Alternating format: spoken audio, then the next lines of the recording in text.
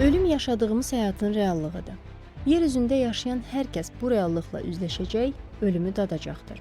Vətən uğrunda savaşıb, vətən uğrunda canından keçənlər isə ölmür. Onlar ölümsüzlüyə qovuşurlar. İkinci Qarabağ müharibəsində çoxsaylı oğullarımız vətənimizin azadlığı uğrunda ölümsüzlük zirvəsinə ucaldı. Onlardan biri də şəhid leytenant Seyidov Nihat Mehmanoğlu idi. Nihat 1998-ci il may ayının 12-sində Culfa rayonunun Teyvaz kəndində anadan olmuşdur. Hələ uşaqlıqdan böyüyüb boya-başa çatdığı kənddə hərbiçiləri görüb, onlar kimi olmaq istəyər, böyüyəndə mən də bu formadan geyinəcəm deyərmiş.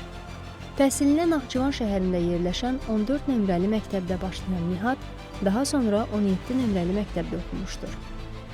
Hərbiçi olmaq arzusunun arxası ilə gedən Nihat, daha sonra Naxçıvan şəhərində yerləşən Heydər Əliyev adına hərbi liseyə qəbul olur. Burada müəllimlərindən vətənpərvərliyi, zabit həyatının sirlərini öyrənən Nihat, liseyi bitirdikdən sonra Heydər Əliyev adına Azərbaycan Ali Hərbi Məktəbinə qəbul olur və leytenant rütbəsi alaraq məzun olur.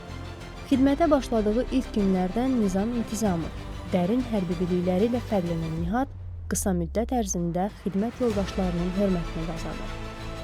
2020-ci ilin mart ayında döyüş fəaliyyəti və ictimai-siyasi hazırlıqda əldə etdiyi yüksək nailiyyətlərə görə fəxri fərmanla təltif olunur.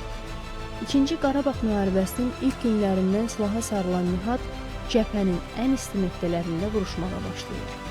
Müəllimlərindən illərdir vətən üçün xidmət edən zabit yoldaşlarından öyrəndiyi bütün bilikləri döyüş meydanında tətbiq edən Nihat, düşmənə qan utdurmağa başlayır. Şuşanı azad edib, orada üçrəngli bayrağımızı dalğalandırmaq istəyən Nihat, Suqovuşanın azadlığı uğrunda gedən döyüşlər zamanı oktyabr ayının 15-də şəhidlik zirvəsinə ucalır.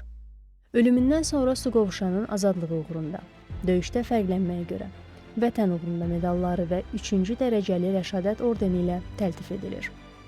Şəhid leytenant Seyidov Nihat Mehmanoğlu Naxçıvan şəhəri Xətai qəbirstanlığında dəfn edilir.